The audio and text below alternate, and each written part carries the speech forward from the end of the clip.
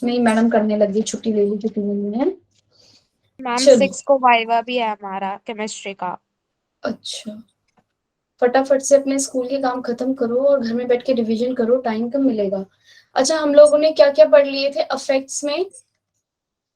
ये बात मैंने बता दी थी, दो तरीके के हम अफेक्ट होते हैं, टेम्पररी और परमानेंट। जो हमारा इलेक्ट्रोमैग्नेटिक इफेक्ट है वो कैसा इफेक्ट है? इलेक्ट्रोमैग्नेटिक इफेक्ट कैसा इफेक्ट होता है? Electromagnetic, temporary. परमानेंट इफेक्ट के अंदर क्या क्या आते हैं? इंडक्टिव इफेक्ट, सुन रहे हो भाई? इंडक्टिव इफेक्ट में कोई डाउट है? रेजोनेंस, रेजोनेंस का स्ट्रक्चर बनाया था सबने बना, और एक होता है यहाँ पे हाइपर कॉन्जुगेशन। हमने दो इफेक्ट और पढ़ने हैं, हाइपर कॉन्जुगेशन और इलेक्ट्रोमैग्नेटिक। और इंडक्टिव और रेजोनेंस हमने पढ़ा था। रेजोनेंस बहुत इंपॉर्टेंट है, ये आपका भी हाइड्रोकार्बन में भी है, तो मैं तब दोबारा नहीं बताऊंगी, मैं फिर बता रही हूँ, बता दिया है मैंने, है ना। ऑर्थो एंड पैरा डायरेक्टिंग की बात कर ली थी हमने, वहां पे थोड़ा सा बस रिएक्शन लिखूंगी। इलेक्ट्रोमैग्नेटिक इफेक्ट मींस क्या होता है बच्चे? इलेक्ट्रोमैग्नेटिक इफेक्ट आपका टेम्परेरी इफेक्ट है। जब आपका कोई एल्कीन है या डबल बॉन्ड के साथ, तो ये तब अपने इलेक्ट्रॉन शिफ्ट करेगा जब यहाँ पे कोई इलेक्ट्रोफाइल या न्यूक्लियोफाइल आएगा। समझ में आई? Electrophile means E plus, nucleophile को नोट कर देती हूँ, न्यूक्लियोफाइल। न्यूक्लियोफाइल समझते हो आप क्या मतलब है? जिसको क्या चाहिए? Electric centre. सपोज यहाँ पे एक H प्लस आएगा, तो ये इलेक्ट्रॉन जो अपने शिफ्ट करेगा, पाई बॉन्ड वाले इलेक्ट्रॉन क्या करेगा? डिस्प्लेस करेगा पाई बॉन्ड के इलेक्ट्रॉन इस कार्बन पे, और ये H प्लस कहां पर जाके लगेगा? नंबर 1 कार्बन पे जाएगा या नंबर 2 कार्बन पे जाएगा? H प्लस कहाँ जाएगा बच्चे? अगर नंबर 1 पे। 1 पे H प्लस एक इलेक्ट्रोफाइल है, उसे इलेक्ट्रॉन चाहिए, और फाइव इलेक्ट्रॉन अब कहाँ? ये जब इधर शिफ्ट हुए इलेक्ट्रॉन, तो इसका स्ट्रक्चर कैसा हो चुका है? सी के पास कैसा चार्ज आ गया है? नेगेटिव। और इस वाले सी के पास पॉजिटिव। तो H प्लस कहाँ जाएगा? सेकंड वाले पे। सेकंड वाले पे, जिसके ऊपर कैसा चार्ज आया है? Negative charge. क्लियर है भाई? H यहाँ आ गया। अब बोलो भाई क्लियर है? इसके पास प्लस का चार्ज आ चुका है, और नेगेटिव वाले को तो इसमें H लिया। ये किस तरीके का इफेक्ट शो कर रहा है इलेक्ट्रोमैग्नेटिक में? Plus E effect. इलेक्ट्रोमैग्नेटिक ये कौन सा इफेक्ट है? प्लस ई। प्लस ई इफेक्ट में क्या हो रहा है? ध्यान से सुनो बच्चे, माइक ऑफ करो। प्लस ई इफेक्ट में क्या हो रहा है बच्चे? इलेक्ट्रॉन शिफ्ट हो रहे हैं, पाई इलेक्ट्रॉन क्या हो रहे हैं? पाई इलेक्ट्रॉन डिस्प्लेस हो रहे हैं। पाई इलेक्ट्रॉन किस तरफ जा रहे हैं? पाई इलेक्ट्रॉन का डिस्प्लेसमेंट हो रहा है वेयर रिएजेंट, यानी कि जो रिएजेंट वहां पर जो आ रहा है, वेयर रिएजेंट कम, मतलब जिस कार्बन के पास इलेक्ट्रोफाइल आ रहा है, उस कार्बन पे ये पाई इलेक्ट्रॉन शिफ्ट हो रहे हैं। ये इफेक्ट कौन सा है? Plus E effect. बात समझ में आई? प्लस ई इफेक्ट क्या है भाई? प्लस ई इफेक्ट क्या है? और प्लस इलेक्ट्रोमैग्नेटिक इफेक्ट कब होता है? पाई बॉन्ड पे ही होगा, ठीक है। इसको डिनोट कैसे करोगे आप? एरो से इलेक्ट्रॉन को शिफ्ट करोगे, और ये किसकी तरफ इलेक्ट्रॉन जो है वो शिफ्ट होंगे? साथ दोनों कार्बन थे, किधर को भी शिफ्ट कर सकते थे, इधर को भी इधर को भी। आप रिपीट करना। लेकिन अगर आपके पास कोई ऑक्सीजन है, मोर इलेक्ट्रोनेगेटिव ऑक्सीजन है बच्चे, अब H प्लस यहाँ पर आया, ये जो पाई इलेक्ट्रॉन है ये किस तरफ शिफ्ट होंगे? पाई इलेक्ट्रॉन किस पे जाएंगे? ऑक्सीजन पे जाएंगे, या फिर ट्रांसफर किस पे होंगे? हम ऑक्सीजन पे। ऑक्सीजन पे। तो प्लस ई की डेफिनेशन ही ये है कि क्या बताया था? प्लस ई की definition, if the pi electron, लिखते जाओ साथ में लिख रहे हो तो, if the pi electron is transferred, कहाँ ट्रांसफर हुए pi electron? If the pi electron is transferred to the atom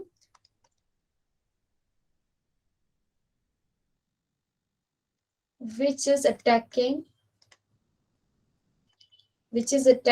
reagent, which is attacking by, जहां पे रिएजेंट आएगा वहां पर अगर पाई इलेक्ट्रॉन आपके शिफ्ट होंगे, तो ये कैसा इफेक्ट होगा?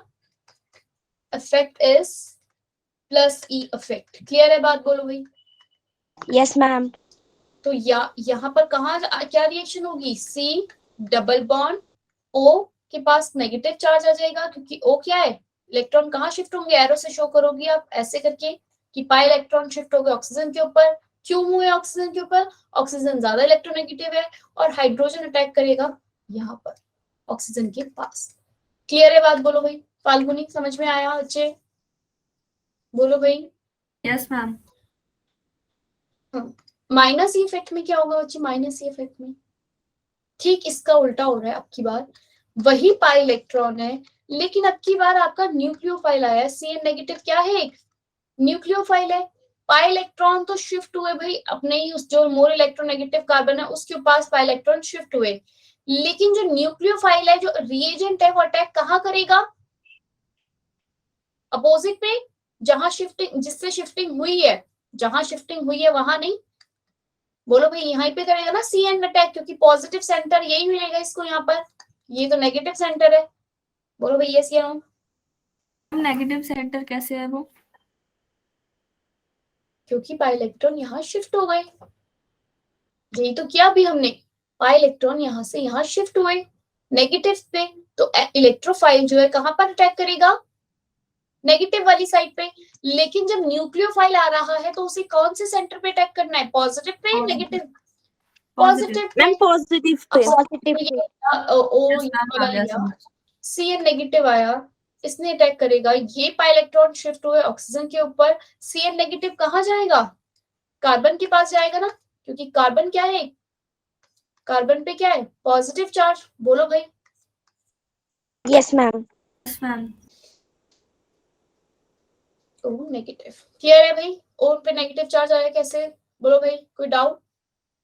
नो मैम, कौन सा क्लियर। इफेक्ट हुआ? ये जहां पर अपोजिट डायरेक्शन में जा रहा है, ये कैसा इफेक्ट होता है?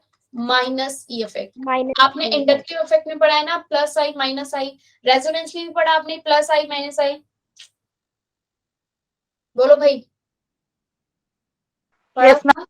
तो प्लस यस मैम। प्लस ई में क्या हो रहा था कि रिएजेंट वही कार्बन पे, उसी पे जा रहा था जहां पे इलेक्ट्रॉन ट्रांसफर हो रहे थे। माइनस ई इफेक्ट में क्या हो रहा है? Pi electron transfer, pi electron transfer,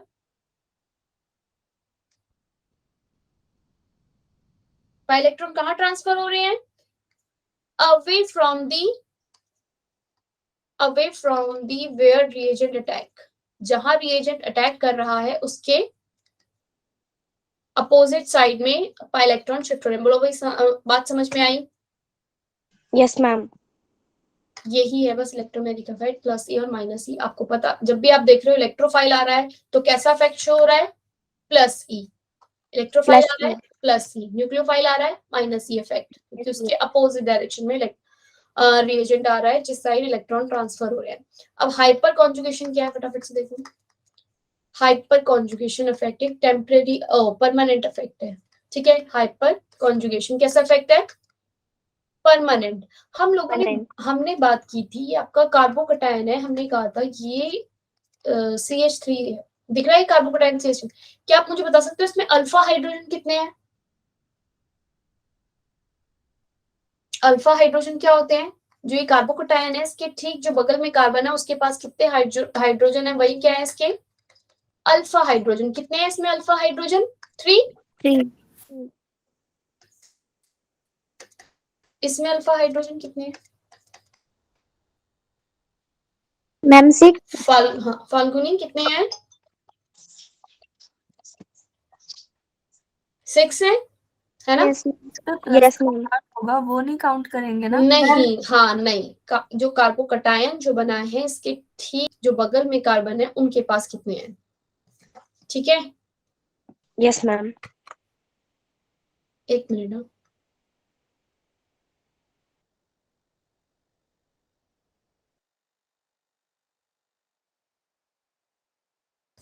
जो कार्बन बना है उसके बगल में, ठीक है ना, मतलब जो कार्बोकटायन है उसके पास कितने हैं? इसमें 6 है।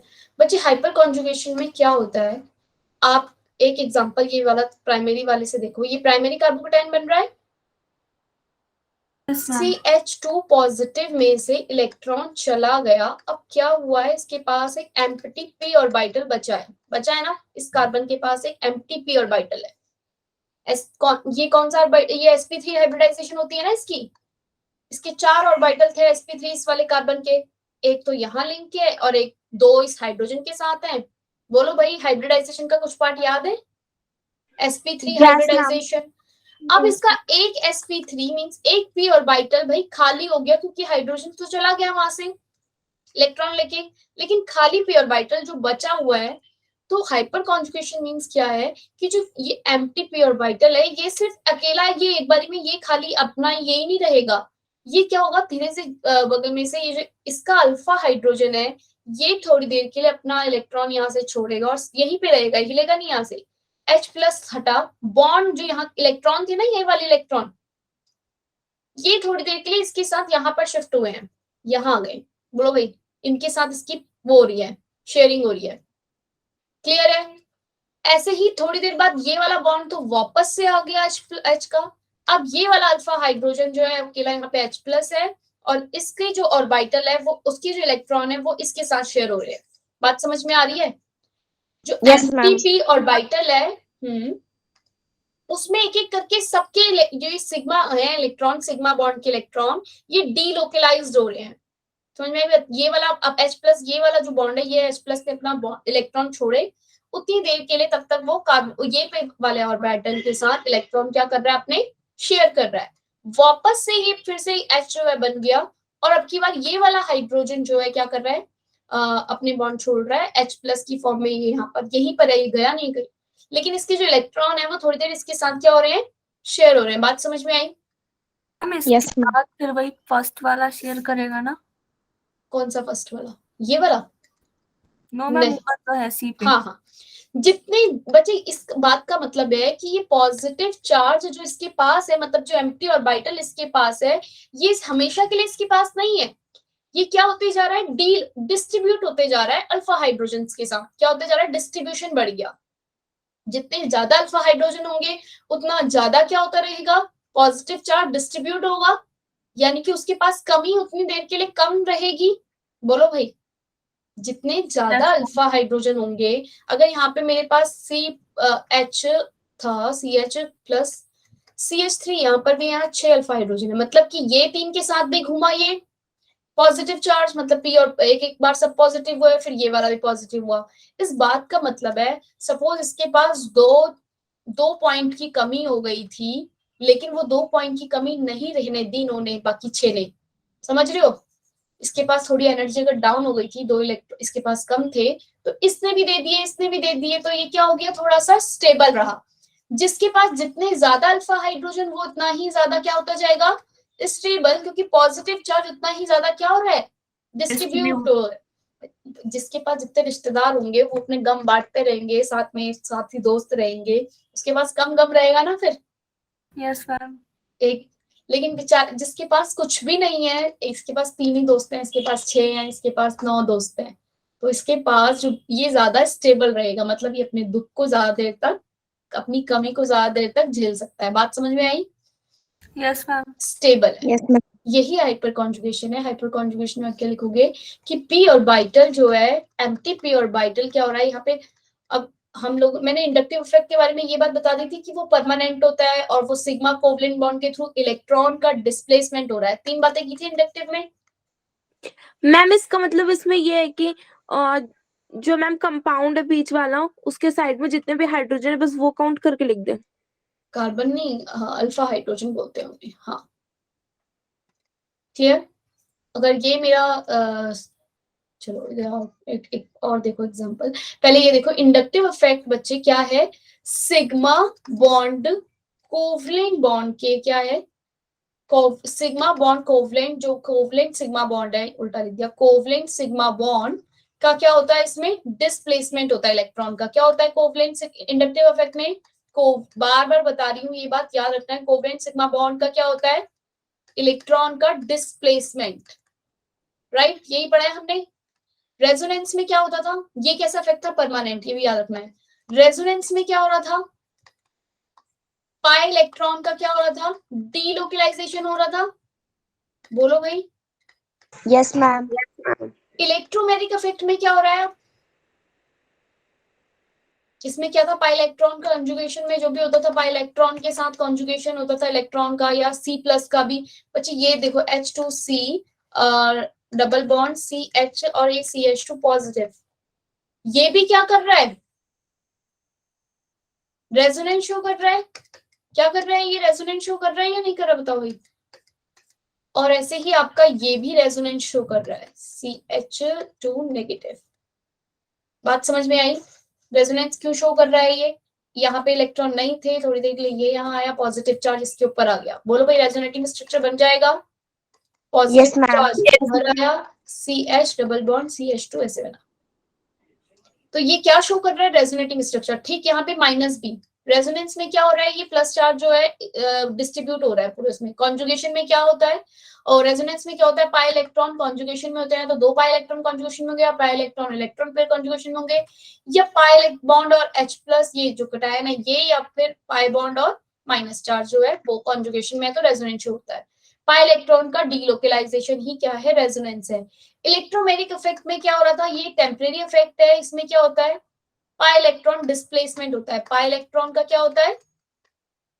Pi electron displacement when reagent come. Displacement when reagent come, जब रिएजेंट आता है तब होता है, वैसे नहीं होता, तो इसलिए ये टेम्परेरी है व्हेन रिएजेंट कम। क्लियर है भाई? डिस्प्लेसमेंट वर्ड याद रखना पाई इलेक्ट्रोमैग्नेटिक में। वही अभी हमने हाइपर कॉन्जुगेशन पढ़ा। हाइपर कॉन्जुगेशन में क्या हो रहा था बच्चे?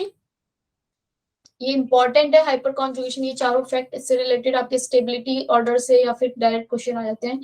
हाइपर कॉन्जुगेशन मींस क्या है आपका? क्या था भाई यहाँ पे?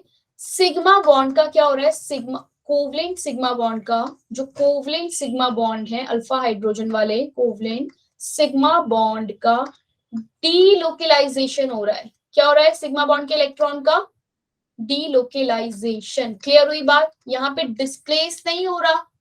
इंडक्टिव में कोवलेंट सिग्मा बॉन्ड डिस्प्लेस हो रहा था, जैसे कि जो ज्यादा इलेक्ट्रोनेगेटिव है उसकी तरफ क्या हो जा रहा था? Electron displace. डीलोकलाइज मींस एक एक करके सबकी बारी आ रही है, वो अपने इलेक्ट्रॉन क्या हो रहे हैं वहां पे? कोवलेंट सिग्मा बॉन्ड डीलोकलाइज्ड हो रहे हैं। बात समझ में आई? तीनों चारों में डिफरेंस समझ में आ गया बच्चे? चारों Yes, में ma'am. डिफरेंस क्लियर है? मेरा इसी के साथ ये चैप्टर हुआ आपका। रेजोनेंस में भी डीलोकलाइजेशन हो रहा था ना? हाँ, रेजोनेंस में भी पाई इलेक्ट्रॉन का डीलोकलाइजेशन हो रहा है। जिस अब मुझे अपने ये वाला स्ट्रक्चर हमने बना लिया था ना, NO2 का बन गया था हमारा, -R इफेक्ट भी हो गया था। अच्छा मुझे एक बात Yes, बताओ, ma'am. मैम एक M फैक्ट लिखा था आपने। M वही रेजोनेंस ही था। CHO है इस तरफ, ये CH3 है और यहाँ पे फ्लोरीन लगा है। इन दोनों में कौन ज्यादा स्टेबल होगा? इन दोनों का अगर मैं स्टेबिलिटी ऑर्डर की बात करूं तो कौन ज्यादा स्टेबल है?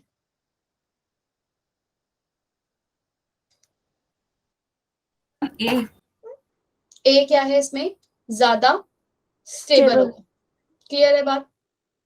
Yes ma'am. क्यों? ये तो भाई यहाँ से -M और -M इफेक्ट शो हो ही रहा था, लेकिन यहाँ पर ये इसको प्लस रिंग में जितने ज्यादा क्या रहेंगी इलेक्ट्रॉन डेंसिटी, किसमें ज्यादा है रिंग की इलेक्ट्रॉन डेंसिटी? इस वाले में ज्यादा है। क्यों?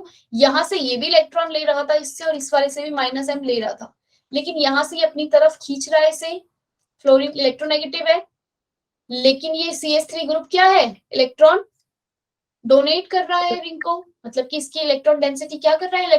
रिंग की इलेक्ट्रॉन डेंसिटी को बढ़ा रहा है। बात समझ में आई? इलेक्ट्रॉन डेंसिटी किस में ज्यादा होगी? इस वाले में। बोलो भाई क्लियर है? हाँ या ना? Yes ma'am. Yes, ma'am. तो इस तरीके से आपके क्वेश्चन आते हैं स्टेबिलिटी ऑर्डर के। हमने रेजोनेंस की स्टेबिलिटी ऑर्डर के कर लिए थे ना, रेजोनेंस वाला स्टेबिलिटी ऑर्डर हो गया था ना। अच्छा ये वाला भी आपका पूछ लेंगे कि टर्शरी कार्बोकटायन, फिर से मुझे बता दो ये कार्बोकटायन ज्यादा स्टेबल है ना टर्शरी वाला? आप इसको 2-3 बातों से बता सकते हो, नहीं 2 से। इंडक्टिव इफेक्ट, क्योंकि 3+I इफेक्ट शो कर रहा है इसलिए। बोलो भाई, बताई थी ना ये वाली बात। और दूसरा क्या, इसके अल्फा हाइड्रोजन क्या है? हाइपर कॉन्जुगेशन के थ्रू देखेंगे तो अल्फा हाइड्रोजन क्या है इसमें? ज्यादा है। More alpha hydrogen, more hyperconjugation, more stability. Clear है? बोलो भाई यस और no? Yes, ma'am. Yes, ma'am. Ma'am एक बार दोबारा। हाइपर कॉन्जुगेशन जितना ज्यादा उतनी ज्यादा स्टेबिलिटी। अल्फा हाइड्रोजन 9 है इसमें, तो ये ज्यादा स्टेबल। अगर हाइपर कॉन्जुगेशन से पूछ ले कि कौन ज्यादा स्टेबल है तो आपको ये बताना है। सपोज वो इसके अलावा दूसरा भी कुछ लिख सकता है, CH3 CH2 double bond CH2 positive. ये कौन से नंबर पे आएगा? इसमें अल्फा हाइड्रोजन कितने हैं? 2 और 1। अल्फा हाइड्रोजन कितने हैं इसके पास? बोलो भाई। 1, तो इसमें 3 थे, ये इससे भी नीचे स्टेबिलिटी ऑर्डर में आ जाएगा। मैम आएगा ना? 5 1 कैसे? कार्बोकटाइन के ठीक बगल में जो कार्बन है उसके पास कितना हाइड्रोजन है? 1 1। 1 okay alpha ma'am. Hydrogen means उसके बगल में जो कार्बन है उसके पास कितने वो है, वही अल्फा हाइड्रोजन होते हैं। सपोज आपके पास ये CHO एल्डिहाइड है, इसके अल्फा हाइड्रोजन कितने हैं? 3 3 3। क्लियर हुई बात? यस मैम चलो तो हाइपर कॉन्जुगेशन से यही था। एक चीज और रह गया, आपको रिएक्शंस के टाइप पता है कैसे कैसे निकलते हैं? रिएक्शन के टाइप कौन कौन सी रिएक्शन होती है बताया था, ये नहीं ना? Type of reaction, type of, ये अब समझ लो हाइड्रोकार्बन आ ही गया क्योंकि उसमें भी है ये सारा का सारा। एल्कीन से हम एल्केन बनाते हैं। अच्छा, टाइप ऑफ रिएक्शन जो होती है 4 तरीके की रिएक्शन होती है। फर्स्ट, आपको रिएक्शन लिखी भी आएंगी, पूछ लेंगे बताओ टाइप क्या है रिएक्शन का। एडिशन रिएक्शन, ठीक है। एडिशन रिएक्शन में क्या होता है, कोई चीज ऐड हो रही है। ये एल्कीन था, इसमें मैंने हाइड्रोजन ऐड करवाया प्लेटिनम, प्लेडियम और निकल की प्रेजेंस में। ये आपका प्रिपरेशन भी है एल्केन का। अभी फिर से आएगी रिएक्शन, याद रखना। H2 इसमें क्या हो गया है, ऐड हो रहा है, तो ये क्या बन गया है अब, एल्केन। बोलो भाई, हाइड्रोजन ऐड हो गया। कि ये रिएक्शन कभी देखिए पहले, 9th में भी 10th 10th में भी होगी पहले। बोलो भाई, एल्केन से एल्केन ऐसे ही बनाते हैं, हाइड्रोजनेशन हुआ, H2 ऐड हुआ है इसमें। ये किस टाइप की रिएक्शन है? मैम ये तो 13 चैप्टर में भी है ना? हाइड्रोकार्बन में, हाँ तभी तो मैं बोल रही हूँ, दोनों चैप्टर समझ के चलो, एक साथ की स्टार्ट हो गया करके। और जो भी ऑर्थो पैरा डायरेक्टिंग करवाया था वो भी पूरा उसमें ही है हाइड्रोकार्बन में। और ये मैम कैसे? सिस और ट्रांस वाला भी। हाँ, सिस और ट्रांस वाला भी। ये कौन से, हमारा हाइड्रोकार्बन से बहुत सारी चीजें हो चुकी हैं हमारे पास, मतलब कुछ रिएक्शंस ही हैं जो करवानी है उसमें से। ठीक है, एक बार फिर रिपीट कर दूंगी, थोड़ा थोड़ा रिवाइज करवाऊंगी। ये बताओ, ये कौन सी, अगर रिएक्शन लिखी हुई आ गई पता चल जाएगा एडिशन रिएक्शन कौन सी है। Yes ma'am. यस मैम ये बताओ यहाँ पे, ये कौन सी, ये कौन सा टाइप रिएक्शन का, HCl, कौन सी रिएक्शन है ये? Addition reaction. Addition reaction. Clear है? आप अगर रिएक्शन लिखी है एडिशन है या नहीं बता दोगे? बोलो भाई। CH3CH2Br plus OH negative.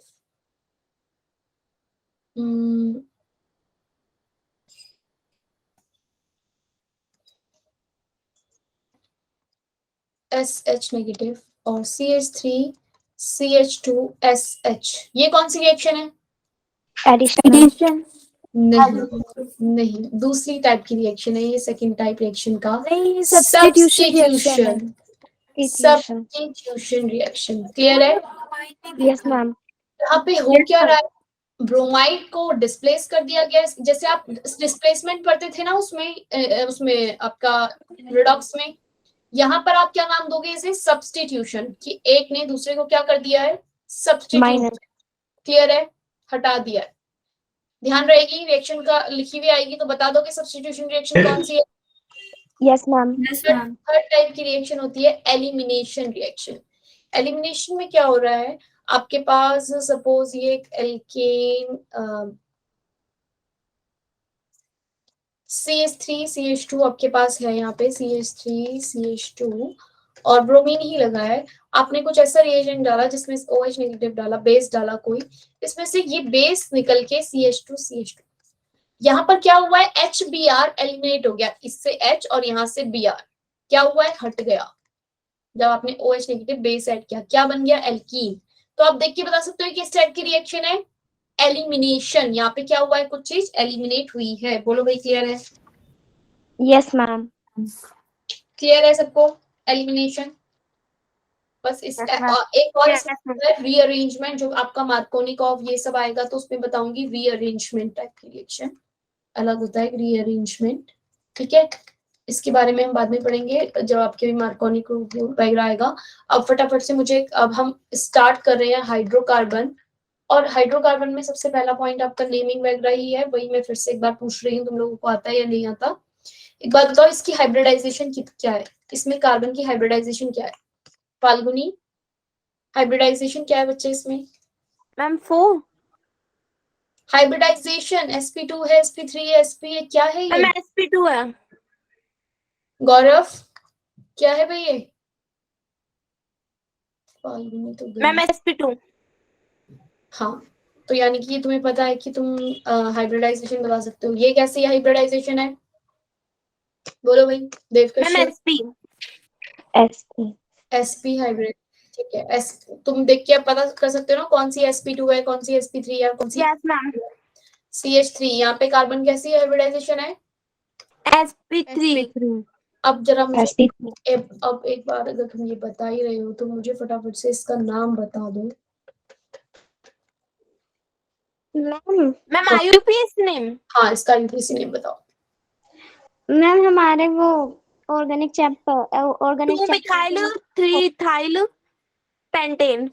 एक मिनट, क्या मीनाक्षी? मैम हमारे ऑर्गेनिक चैप्टर के मतलब 3 क्वेश्चन है न्यूमेरिकल्स, तो मैम व्हाट्सएप पे सेंड कर दें।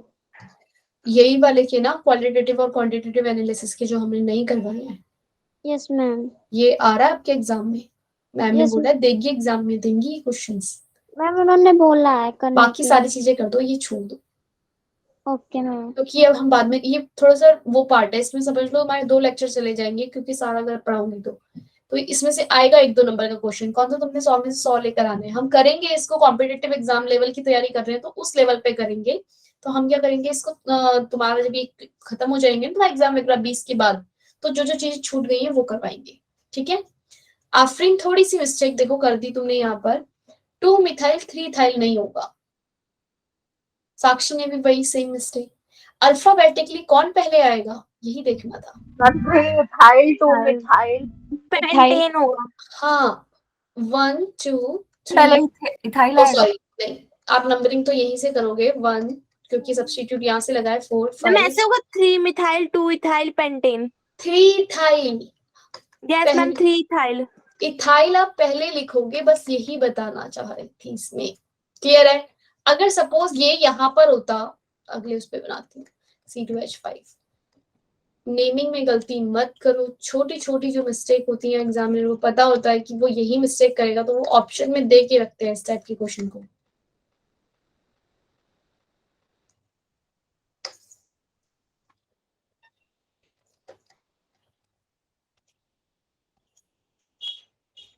अब बताओ क्या नहीं होगा इसका,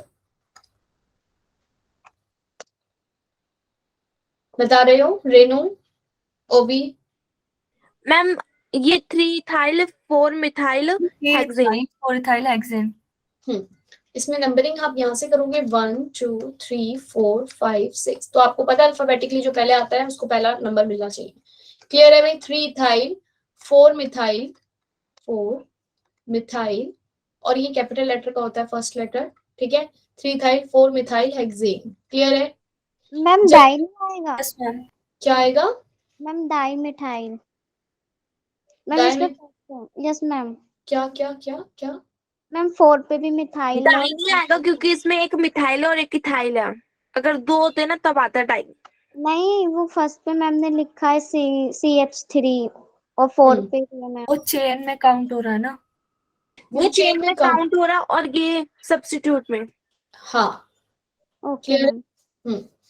अब जरा एक बात बताओ मुझे कि इस नाम में मैं 2 नाम, इसके पहले तो ये तुम्हारी एक्सरसाइज का क्वेश्चन, इस नाम में क्या गड़बड़ है? तुम्हें इसके अमीन वाले नाम लिखने आए CH2? मेरे को पता है अभी भी तुम में से कितने बच्चे इसमें गड़बड़ कर देंगे। अब गड़बड़ नहीं होनी चाहिए, आपके उसमें भी क्वेश्चन था। बोलो भाई नाम बताओ इसका क्या है। मैम मैंने के ऊपर आपने क्या लिखा C2H5।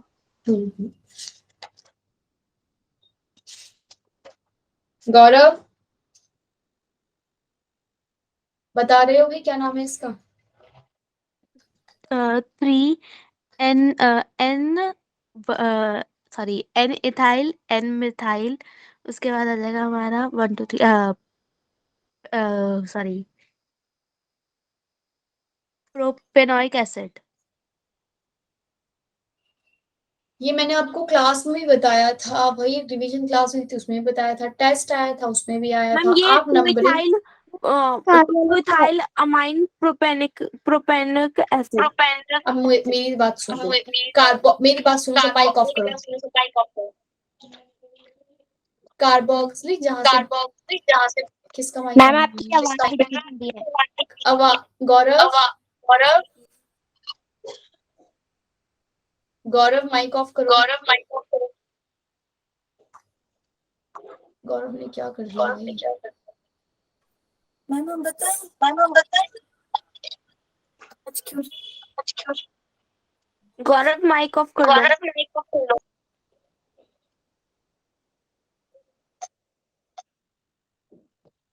मेरी आवाज अब भी अब ठीक है? हैंड थम्स अप भेजो हैंड। ठीक है आवाज?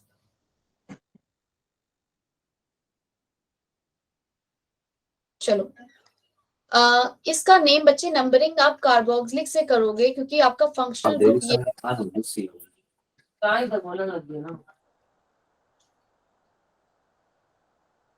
फंक्शनल ग्रुप से क्या नेम लिखा है भाई इसमें? हाँ भैया आशिका अब याद आ गया। 1 2 3 इसका नेम क्या होगा? 3 पोजीशन पे एन तो क्या है इसका? इथाइल। और एन क्या है? मिथाइल। एक चीज और देखो यहाँ पे इसको तुम अमीनो लिखोगे अब की बार क्योंकि अब ये एज अ सब्स्टिट्यूट है। जब अमीन सब्स्टिट्यूट की तरह यूज होता है तो क्या लिखते हैं हम इसको? Amino propanoic acid. क्लियर हुई बात? Yes ma'am. क्लियर है? Yes, N ma'am. Ethyl N methyl amino propanoic acid. जो ये नीचे वाला दूसरा कंपाउंड लिखा हुआ है ये वाला, इसका जरा वो बताओ, नेम बताओ क्या होगा? पहले तो इसको खोलना तुम्हें आना चाहिए, मतलब इसकी ओपन स्ट्रक्चर बनानी, और फिर इसका नेम बताओ क्या होगा? बता रहे हो?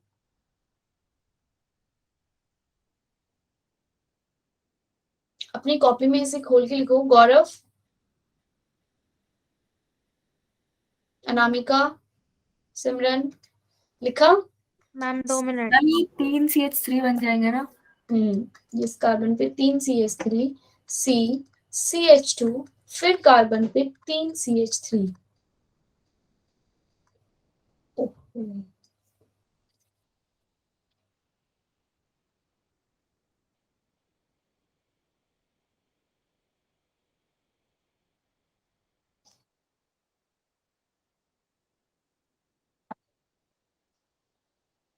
तुम लोग नाम बता रहे हो? बताओ भाई, बन गया स्ट्रक्चर? अब तो स्ट्रक्चर भी बनाकर दे दिया। बताओ तो, नाम बता सकते हो?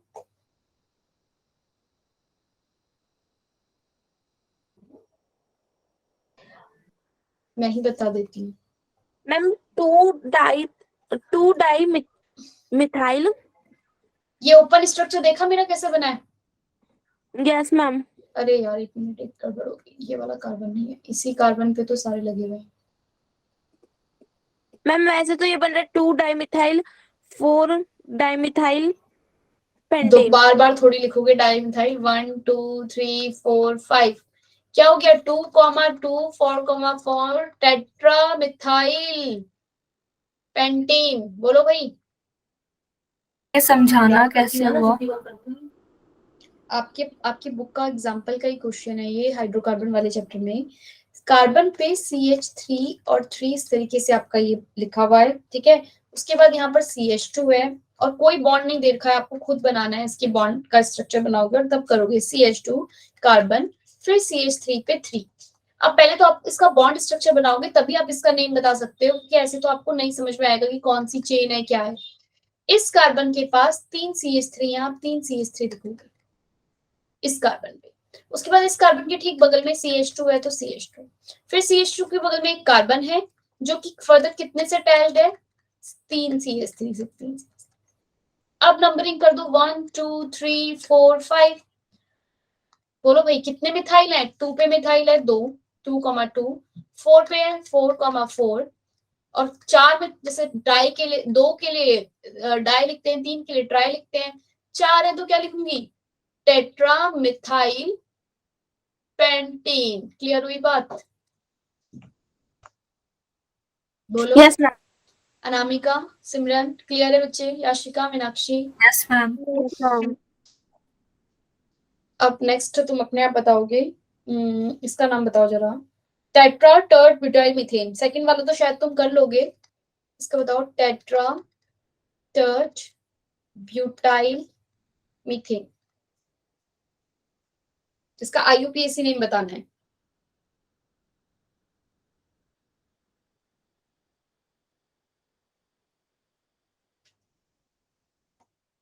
Tetra tert butyl methane.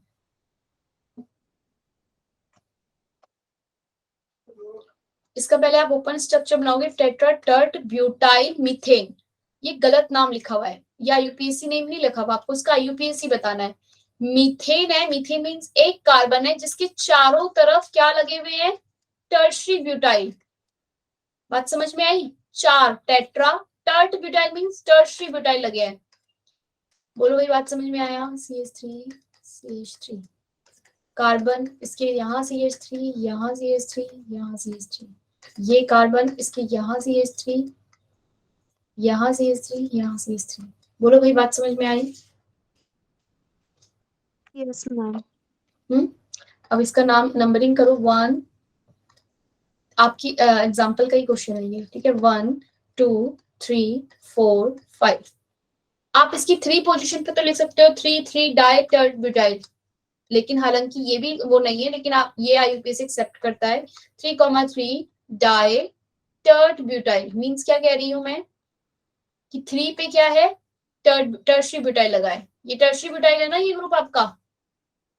Yes ma'am. 3 पे वैसे तो आप इसकी नेमिंग की भी नंबरिंग की भी इसकी नंबरिंग करोगे, फिर क्या नेम होता है इसका? 1 2, क्या नेम हो गया? 1 डाई मिथाइल इथाइल। याद है कुछ? 1 डाई मिथाइल इथाइल नाम हो गया इसका, टर्शरी ब्यूटाइल का। Yes ma'am. और सेकंड और फोर्थ पोजीशन पे क्या है इसके? हाँ, di butyl 2 2 4 tetra tetra methyl pentane. Clear है भाई? बात समझ में आ गई सबको? कैसे लिखोगे? Yes ma'am. अब आ जाओ आइसोमेरिज्म पे। मुझे जहां तक याद है ये वाला आइसोमेरिज्म बता देता ऑर्थो एंड पैरा के बारे में। इसके कितने आइसोमर्स बन सकते हैं? इसका नाम बता सकते हो क्या है? और इसके कितने आइसोमर्स और बन सकते हैं? आइसोमर्स मींस पता है क्या होता है? भूल गए कि फॉर्मूला तो सेम है, लेकिन मॉलिक्यूलर स्ट्रक्चर क्या है? डिफरेंट है। डिफरेंट। हाँ, स्ट्रक्चरल आइसोमर्स। तो इसमें 3 आइसोमर्स बन सकते हैं, क्लोरो मिथाइल मिथाइल और क्लोरोबेंजीन के। बोलो भाई, ऑर्थो पे, ऑर्थो पोजीशन है फर्स्ट वाला जो भी बनाया था सबसे पहले, जो सर्कल लगा हुआ है वो कौन सा है? ऑर्थो मिथाइल क्लोरोबेंजीन है ये, क्लोरोबेंजीन। ये कौन सा है? Meta methyl chlorobenzene. Yes ma'am.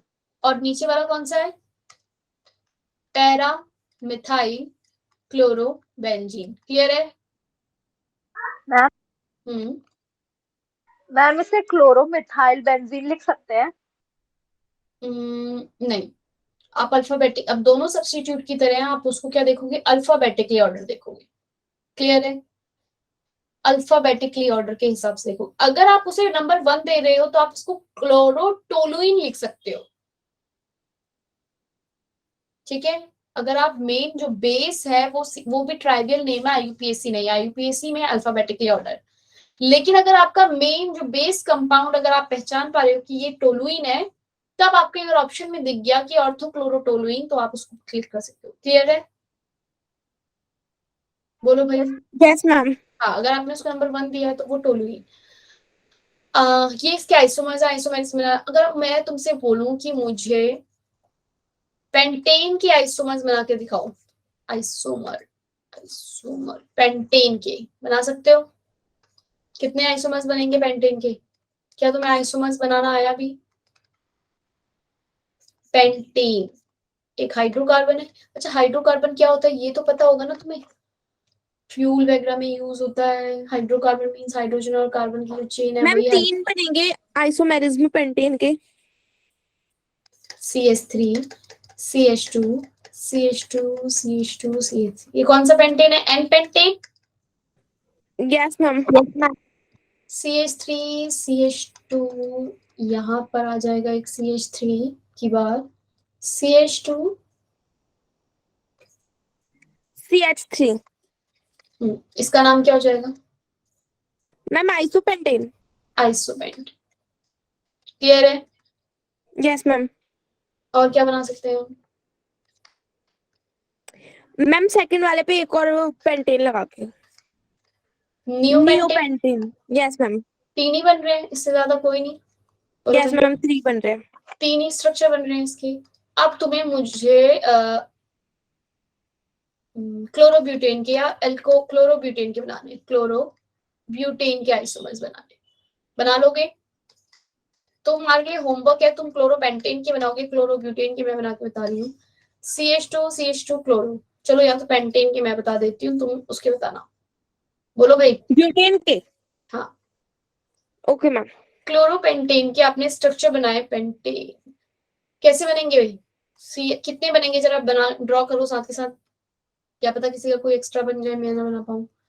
N क्लोरोपेंटेन हुआ ये। उसके बाद आप इसका क्लोरो जो है सेकंड पोजीशन पे लगा दिया, CH2 CH3। नेक्स्ट में आपने इसकी थर्ड पोजीशन पे लगा दिया क्लोरो CH2। मैम जो ये CH3 है मैम, इसको भी तो कहीं और लगा सकते हैं चेन बना के ना। 3, हाँ बिल्कुल, 1 2 3 तो ये बन गए स्ट्रक्चर इसके। और क्या, अब हमने 5 की चेन बना ली थी, उसके बाद क्या, अब हम एक काम करेंगे, अगले स्टेप में हम 4 की ही चेन बनाएंगे, CH2 CH3। अब हम क्या करेंगे, अपने मिथाइल को इधर कहीं सब्स्टिट्यूट की तरह लगाया, CH3। क्लोरो कहाँ लगाएंगे? एक बार तो क्लोरो लगा देते हैं यहाँ। बोलो भाई, एक बार क्लोरो लगाया यहाँ। Yes ma'am. अगली बार क्लोरो लगा लेते हैं इस पे, क्लोरो यहाँ पे। कितने स्ट्रक्चर बन रहे हैं? बनाए किसी ने? 5 मैम। एक 6th भी तो बन सकता है। 6 बनाओ। 6 में आपकी बार क्लोरो आ जाएगा इधर। और मैम CH3 ऊपर नीचे आ जाएंगे सेकंड वाले हाँ, कार्बन पे। CH3 दोनों ऊपर नीचे। और यस ये मैम। बोलो भाई, क्लियर है? 6। Yes ma'am. 3 पहले थे, 6 बन 4 रहे हैं। 5 6 स्ट्रक्चर। क्लियर है? ध्यान देना, यस मैम। रिपीट नहीं होना चाहिए स्ट्रक्चर। तुम हेक्सेन की, क्लोरोहेक्सेन या हेक्सेन एल्कोहल, हेक्सेनॉल के बनाओगे, ठीक है? हेक्सेनॉल के बनाओ, पेंटेनॉल के बनाओ, ठीक है? आपको खुद बनाकर देखनी है आइसोमर्स के स्ट्रक्चर, और नंबर्स कितने होते हैं ये भी याद रख लेना है। जब भी आप पेंटाइल के बना रहे हो, मतलब पेंटाइल मींस पेंटाइल के आगे कोई क्लोरो लगाया है, हाइड्रोक्सी या कुछ भी है, ये ग्रुप क्या हो गया, पेंटाइल हो गया ना, एक हाइड्रोजन कम है इसमें। पेंटाइल के जो भी स्ट्रक्चर बनेंगे वो 6 बन रहे हैं, याद रखना। आइसोमेरिज्म पेंटाइल के 6 होते हैं, पेंटेन के कितने होते हैं? 4। पेंटेन के कितने होते हैं? 4 4 थे, 3 थे, 3 बने थे, है ना? मैम। जैसे पेंटेन के कितने बने थे? 3। पेंटेन के कितने होते हैं? 3। लेकिन अगर पेंटाइल है, मतलब कि या फिर क्लोरोपेंटेन हो गया या पेंटेनॉल हो गया, तो उसके मैम कितने बनेंगे? सब्स्टिट्यूट ऐड हो गया तो। हाँ, सब्स्टिट्यूट ऐड हो गया तो वो पेंटाइल हो जाता है, उसके होते हैं 6। और पेंटेन के कितने हैं? 3। ऐसे ब्यूटेन के आपके होंगे 2, ठीक है? ब्यूटाइल के कितने हो जाएंगे? बना के मुझे बताने हैं, ठीक है? 4 होंगे ब्यूटाइल के। क्लियर है? नहीं, अब कोई एक्स्ट्रा क्लास नहीं है भाई केमिस्ट्री की। अब क्या लूंगी एक्स्ट्रा क्लास में केमिस्ट्री में? तो हाई ये हो गया। अब जरा फटाफट से प्रिपरेशन वाला पार्ट देख लो। हाइड्रोकार्बन में एल्केन, हमने हाइड्रोकार्बन 2 पार्ट्स में डिवाइड किया हुआ है। हाइड्रोकार्बन एक तो स्ट्रक्चर के बेसिस पे और दूसरा उसकी चेन के बेसिस पे। 2 तरीके के होते हैं, बॉन्डिंग के बेसिस पे। किस पे? बॉन्डिंग के बेसिस पे। अगर मैं कहूँ कार्बन कार्बन की लिंकेज के बेसिस पे, सैचुरेटेड और अनसैचुरेटेड। अनसैचुरेटेड। अनसैचुरेटेड में कौन से आते हैं? Alkene, double and triple bond आते हैं ma'am. Alkyne and alkyne. Alkyne. Saturated में क्या होते हैं? अल्केन आते हैं सिंगल बॉन्ड। हाँ, तो एल्केन की प्रिपरेशन कैसे करते हैं जरा देखो। Preparation of alkene, first step preparation, first है आपकी रिएक्शन हाइड्रोजिनेशन, जो भी मैंने बताया भी था सबसे पहले ही। हाइड्रोजिनेशन एडिशन रिएक्शन होती है। क्या होता है इसमें? एल्कीन, ये आपके एग्जाम में क्वेश्चन आ सकता है। रिएक्शन लिखी हो, आपको यहाँ प्रोडक्ट बनाना होगा, तो आपको पता होना चाहिए एल्कीन है, H2 ऐड करवाया है, प्लेटिनम जिंक, प्लेटिनम प्लेडियम या प्लेडियम जिंक, निकल की प्रेजेंस में, तो यहाँ पर क्या बन जाएगा? एल्केन, हाइड्रोजन ऐड हो गया। क्लियर है? बोलो भाई। हाइड्रोजनेशन से क्या बना हमारा एल्केन। अगर क्वेश्चन आ गया कन्वर्ट इथीन टू इथेन या फिर प्रोपीन टू प्रोपेन कर दोगे, प्लेटियम प्लेटिनम बीच में जरूर लिखना, हाइड्रोजन ऐड करवाया, एल्केन बन जाएगा। क्लियर। सेकेंड है आपका किसकी प्रेजेंस में आपका होगा अब की बार एल्काइल हैलाइड से। एल्काइल हैलाइड से आप बना रहे हो एल्केन फ्रॉम एल्काइल हैलाइड।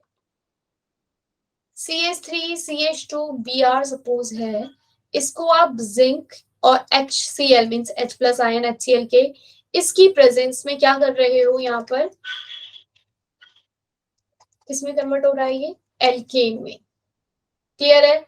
अगर एग्जाम में क्वेश्चन आ गया ब्रोमो कोई कुछ पूछ रहा है,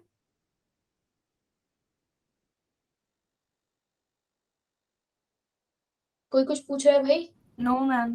propane propane chloropropane to propane convert करो।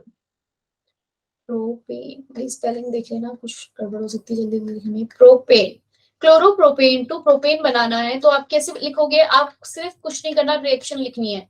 CH3 CH2 क्लोरोप्रोपेन पहले आपको बनाना आना चाहिए। रिएक्शन होगी ना, हाँ एलिमिनेशन रिएक्शन होगी ना। नहीं ये सब्स्टिट्यूशन हो रहा है। H प्लस आयन क्या हो रहा है यहाँ, ब्रोमीन को हटा के H आ गया है, बस सब्स्टिट्यूशन हो रहा है इसमें। क्लियर है। एलिमिनेशन में क्या होता है, ब्रोमीन भी हट गया, हाइड्रोजन भी हट गया, डबल बॉन्ड बीच में आ गया। ये क्या हो गया, क्लोरोप्रोपेन से आप CH3 CH2 CH3।